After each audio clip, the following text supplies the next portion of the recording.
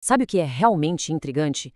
Pensar em como uma falha de comunicação totalmente silenciosa, lá no fundo da nossa biologia, consegue reescrever por completo a forma como uma pessoa interage com o mundo. Hoje, a gente vai mergulhar direto neste material para explorar a mecânica, os sintomas e a dura realidade global da doença de Parkinson. É, sem dúvida, um tema complexo e ainda cercado de estigmas, mas ao desconstruirmos juntos os dados e as pesquisas médicas mais recentes, vamos entender de fato o que acontece no corpo humano quando essa condição se instala. Para nos guiar, temos um roteiro bem claro. Primeiro, vamos entender a doença.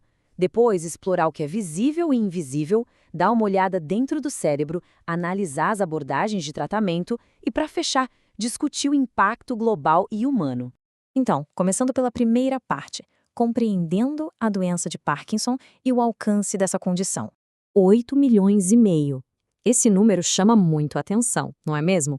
As estimativas globais da Organização Mundial da Saúde mostram que lá em 2019, mais de 8,5 milhões de indivíduos já viviam com essa doença. E o que é ainda mais impressionante, ou melhor, profundamente preocupante, é que essa prevalência simplesmente dobrou nos últimos 25 anos. É um salto gigante. Vamos pensar na infraestrutura de saúde global necessária para lidar com isso. É um crescimento exponencial que, com certeza, sobrecarrega os sistemas médicos e exige atenção urgente de todos nós. Olhando para a definição clínica, a gravidade fica bem clara. Estamos falando de uma condição cerebral neurodegenerativa progressiva. Mas o que isso significa na prática? Vamos imaginar uma grande orquestra onde, do nada, os músicos começam a guardar os instrumentos e abandonar o palco bem no meio da sinfonia. A degeneração neurológica é exatamente isso. As células cerebrais vão perdendo a função aos poucos e morrem.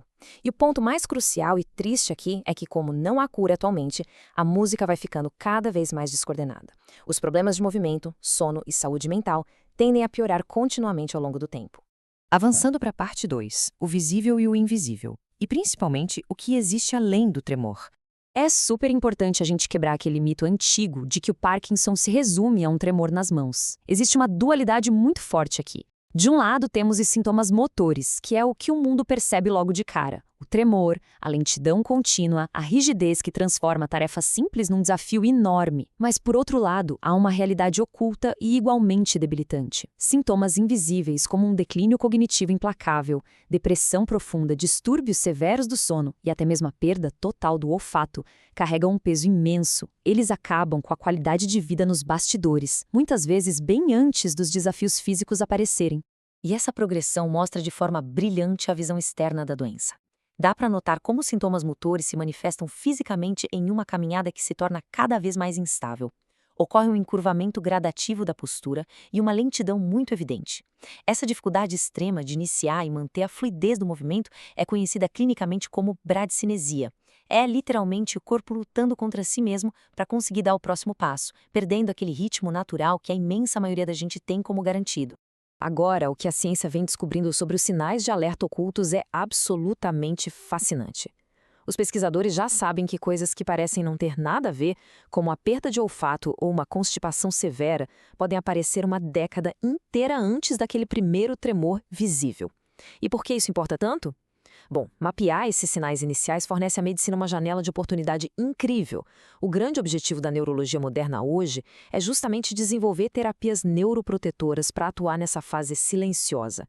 A esperança é interromper ou desacelerar a doença cedo, bem antes do sistema motor sofrer danos irreversíveis. Entrando agora na nossa terceira parte, dentro do cérebro, vamos entender a jornada celular. Essa linha do tempo mapeia a jornada física da doença no organismo, revelando que o processo acontece de fora para dentro. Tudo começa silenciosamente, anos antes de qualquer diagnóstico, afetando primeiro o sistema nervoso entérico, que é a complexa rede neural lá do nosso intestino, ou então as vias olfativas. Só muito tempo depois é que a degeneração sobe e atinge a substância negra do cérebro, que é quando começam os problemas motores. E a parte mais trágica disso tudo: quando os tremores finalmente começam, o paciente já perdeu até 80% das células específicas daquela região. Ou seja, a doença já estava avançando muito antes do primeiro sinal óbvio. Vamos pensar na dopamina não só como um produto químico, mas como um sistema de correios de altíssima eficiência. É um mensageiro vital que viaja da substância negra para outras regiões do cérebro, entregando instruções precisas. São essas mensagens que garantem que os nossos músculos se movam de um jeito suave, coordenado e equilibrado. Agora é só imaginar se quase todos os carteiros dessa cidade cerebral simplesmente desaparecessem. A comunicação falha por completo, certo? Essa perda silenciosa das células produtoras de dopamina significa que o corpo quer se mover, a intenção está lá, mas o cérebro não consegue mais enviar a mensagem estruturada para que o movimento aconteça com fluidez. Ao analisar as evidências diretas dos chamados corpos de Lewy, a gente se depara com algo intrigante e, para falar a verdade, um pouco assustador. Eles contêm um acúmulo tóxico de uma proteína chamada alfa-sinucleína. Essa proteína age como uma verdadeira vilã, sufocando os neurônios de dentro para fora. E o mais surpreendente, estudos genéticos mostram que fragmentos aglomerados dessa mesma proteína também estão nas placas cerebrais da doença de Alzheimer. Não é loucura? Isso sugere fortemente aos cientistas que essas doenças devastadoras e aparentemente tão distintas podem compartilhar mecanismos de origem muito semelhantes. O que, claro, abre novos caminhos super promissores para a pesquisa de tratamentos em conjunto. Desvendar as origens exatas dessa condição continua sendo um dos maiores e mais frustrantes mistérios médicos de hoje. A causa raiz exata ainda é amplamente desconhecida. Só que as pesquisas atuais apontam para uma colisão quase perfeita de fatores. Mutações genéticas específicas, como as ligadas ao cromossomo 4 e o histórico familiar, indicam uma suscetibilidade natural, mas não para por aí. Os riscos ambientais têm um papel crítico nessa história toda. A exposição prolongada à poluição do ar, a pesticidas e a solventes industriais são fortes desencadeadores. É quase como se a genética carregasse a arma e o ambiente, ao longo dos anos, lentamente puxasse o gatilho. O que nos leva à nossa quarta parte: abordagens de tratamento e como estamos gerenciando os sintomas.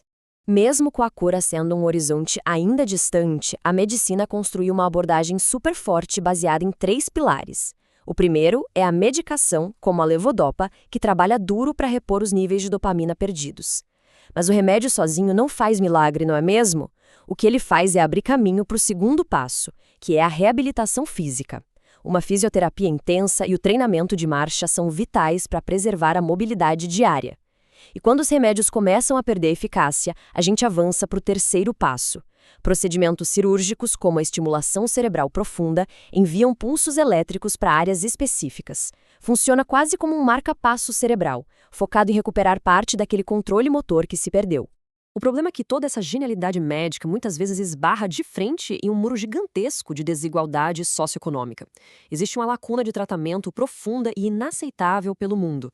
O medicamento mais eficaz, que é a combinação de levodopa com carbidopa, costuma ser completamente inacessível e caro demais em países de baixa e média renda. É vital olhar de frente para esse abismo.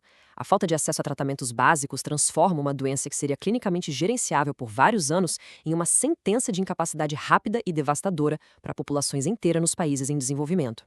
Finalmente, chegamos à seção 5, Impacto Global e Humano. Vamos falar sobre o fardo e o estigma. Uma declaração da Organização Mundial da Saúde levanta um ponto crítico que vai muito além da clínica: a questão dos direitos humanos. A OMS afirma que uma barreira comum é criada pelo conhecimento inadequado dos profissionais de saúde e pelos mitos de que a doença é contagiosa ou só uma parte normal do envelhecimento.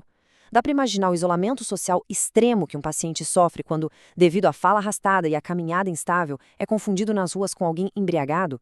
Mitos cruéis excluem as pessoas da sociedade e agravam imensamente a dor psicológica de quem já trava uma batalha duríssima contra a própria biologia. E essa batalha transborda as fronteiras do corpo do paciente, atingindo em cheio as pessoas ao redor. Existe um fardo invisível e colossal sendo carregado todos os dias. Cuidadores informais, que na esmagadora maioria são cônjuges, filhos ou amigos próximos, tornam-se a linha de frente do tratamento. Muitas vezes, essas pessoas sacrificam as próprias carreiras, esgotam as poupanças e comprometem a própria saúde mental para fornecer suporte ininterrupto. Esse desgaste gigantesco em tempo, dinheiro e estabilidade cria uma segunda crise de saúde paralela, a exaustão silenciosa de famílias inteiras, que formam uma rede de sustentação vital, mas que quase nunca é reconhecida pelas políticas públicas. Tudo isso nos deixa com uma reflexão inadiável para encerrar esta análise. À medida que as populações globais envelhecem cada vez mais rápido e as taxas de diagnóstico das doenças neurodegenerativas literalmente dobram, como é que as nossas sociedades podem apoiar melhor esse número crescente de famílias e de cuidadores informais que estão suportando todo esse peso? Essa é uma questão que exige respostas e ações estruturais imediatas, porque compreender a biologia dessa doença impressionante é só o primeiro passo. Estender a mão e criar redes de apoio reais para os milhões de indivíduos que têm suas vidas viradas de cabeça para baixo, esse sim é o nosso maior e mais profundo desafio.